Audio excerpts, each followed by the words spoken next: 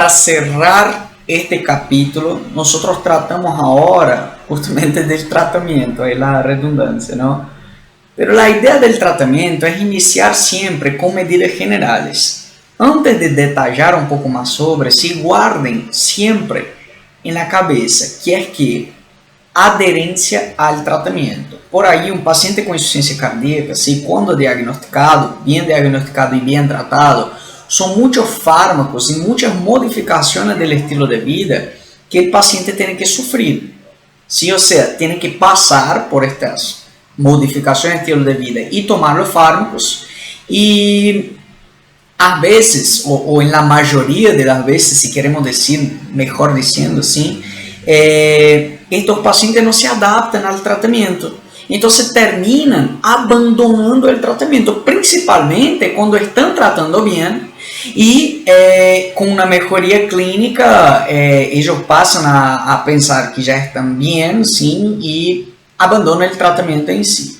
Entonces siempre hay que garantizar la adherencia al tratamiento para cualquier enfermedad, ¿sí? Entonces eso es principalmente para enfermedades crónicas de que el paciente va a tener que tratar de por vida, o sea, por toda la vida en sí.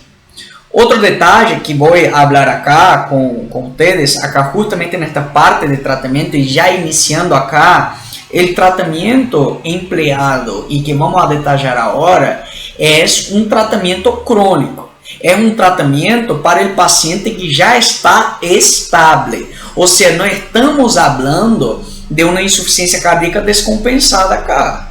Sim, estamos hablando de un tratamiento estable. Vamos a ver si las drogas para cuando los pacientes estén con un cuadro ya inestable, un cuadro descompensado. Y vamos a ver la principal descompensación acá del paciente y lo que caracteriza el cuadro.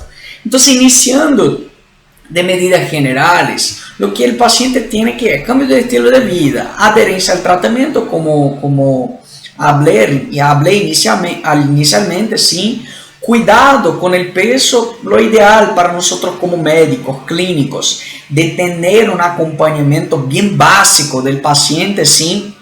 El IMC menor a 25, sí, la verdad que es 24,9, pero menor a 25, ¿sí? Entre 18 y 24,9, ahí sería más o menos lo ideal para nosotros clínicos. Digo para nosotros clínicos que los nutricionistas, ellos tienen más detalles frente a eso, calculan peso, altura y todo en sí, sin la masa corporal que tiene el paciente, en fin. Para nosotros el IMC ya basta, ¿sí? Ingesta de sodio, el paciente ya cardiopata, sí, lo ideal cotidianamente es hasta 4 gramos de sodio por día, ¿sí? Mientras más reducido sea, mejor. Hasta 2 gramos por día sería lo más ideal en sí. Alcohol. Nada de ingesta de alcohol, sim, lo ideal es que el paciente cese la ingesta de alcohol, sim, y el tabaquismo, obviamente, que también reduzca y por lo menos un momento inicial y posteriormente cese, termine con el hábito tabáquico, sim. Hablando ahora de medidas específicas de nuestro paciente, o sea, tratamientos que nos van a direccionar para la insuficiencia cardíaca, hay que entender que hay fármacos que aumentan la sobrevida del paciente y hay fármacos que tienen mejoría clínica. Para el paciente de una forma de tratamiento ya crónico, de mantenimiento, nosotros vamos a asociar tanto la mejoría clínica quanto principalmente los fármacos que aumentan sobrevida. Para los pacientes descompensados en un momento inicial, nosotros vamos a utilizar los fármacos que mejoran la clínica del paciente y ya posteriormente de diagnosticado, tratado y estabilizado, nosotros vamos a asociar con los fármacos que aumentan la sobrevida. Entonces la idea acá es entender un poco de cada fármaco de este, ¿sí? Los IECA, ellos son protectores cardíacos, ellos disminuyen tanto pré-carga quanto pós-carga, ¿sí? Entonces eso facilita que el débito cardíaco sea menor, que el flujo de inyección, en pocas palabras, se adecue a que sea ideal en el paciente, ¿sí? Entonces disminuye ahí lo que es la contractibilidad. No, el IECA no hace eso, ¿no? Pero por consecuencia, disminuyendo el flujo de eyección, ¿sí? Por la disminución de poscarga, ¿sí? Hay una mejor funcionalidad cardíaca. Entonces, básicamente, lo que va a hacer es evitar la remodelación cardíaca, o sea, una alteración en la estructura cardíaca, también del miocardio. Entonces, por consecuencia, aumenta la sobrevida porque reduce la modificación estructural cardíaca, sim, y por consecuencia, obviamente, no va a empeorar el cuadro de remodelación cardíaca y de insuficiencia cardíaca en sí. ¿Está bien? Dentro de eso, los efectos adversos, entender el mecanismo de acción es básicamente inhibición de la enzima de la ECA, ¿sí? Que es la enzima convertidora de angiotensina 1 para angiotensina 2, ¿sí? Y los efectos adversos frente a eso es que el principal efecto adverso es la tos seca. Justamente por la inhibición de la ECA, empieza a formar bradicinina. Si hay aumento de bradicinina, ela já genera una irritación bronquial, y esta irritación bronquial genera la tos seca. Otro efecto adverso acá es la hiperpotasemia y angioedema, ¿sí? Puede generar en el paciente. Puede ser una queja, pero la queja más frecuente es la tos seca. A partir del momento que el paciente tiene tos seca, yo puedo indicar los ARA2, los antagonistas de receptores de angiotensina 2, son de los receptores de angiotensina 2. Entonces no hay inhibición de la ECA, por consecuencia, no hay producción exacerbada de bradicinina o bradiquinina, también denominada, ¿sí? Pero entender, estos dos fármacos, los otros efectos adversos son iguales, excepto la tos seca acá, ¿sí? Pero estos dos fármacos aumentan sobrevida del paciente casi por las mismas, los mismos efectos de reducción de poscarga ahí, ¿sí? Y de precarga. Posteriormente temos los beta bloqueantes, y acá hay un detalle importante, porque assim, los beta bloqueantes, ellos son el mecanismo de acción de ellos, básicamente que, en este caso estoy hablando de separamos lo que son los receptores, son bloqueantes del receptor beta, así dice, sim, el propio nombre ya lo dice. Pero yo tengo beta 1 y beta 2. Para que se acuerde la diferencia de dónde está beta 1 y beta 2 son dos pulmones, entonces está a nivel pulmonar. Beta 1 es un corazón, entonces los beta 1 están principalmente a nivel cardíaco. Entonces yo tengo que actuar, tengo que utilizar determinados beta bloqueantes que actúan principalmente en este receptor, porque es a nivel cardíaco. Mi objetivo no es a nivel pulmonar. Sí, entonces, ¿cuáles son ellos? Son estos tres, el carvedilol, el bisoprolol y el metoprolol. Son los tres beta bloqueantes indicados para tratamiento de mantenimiento del paciente con insuficiencia cardíaca.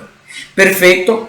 Obviamente que los beta bloqueantes, su mecanismo de acción es bloqueador beta, y su efecto va a ser que inotrópico negativo, o sea, disminuye contractibilidad cardíaca, y cronotrópico negativo, que disminuye la conductibilidad cardíaca y la producción en sí de energía a nivel del nodo sinusal, ¿sí?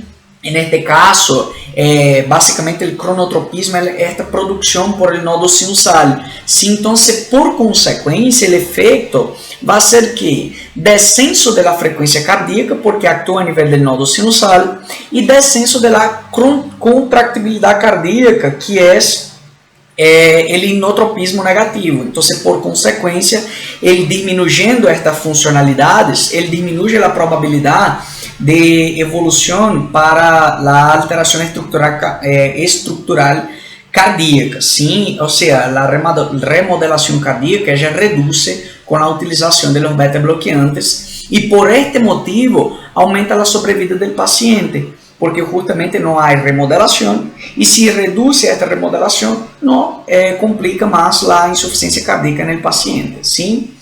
Entonces, los tres más importantes de los beta bloqueantes es el carvedilol, el bisoprolol y el metoprolol. Los efectos adversos acá pueden ser bradicardia, sim, puede generar la famosa bloqueador beta 2, que ahí genera dificultad respiratoria en el paciente con tos, sim, enfim, há sus contraindicaciones para eso, si asma, EPOC, por ejemplo, otra alteración pulmonar en el paciente, pero básicamente es eso. Siguiendo acá con otros fármacos que aumentan la sobrevida del paciente, son los ahorradores de potasio, o sea, la espironolactona y la eplerenona. El propio nombre ya dice cuál es el mecanismo de acción acá.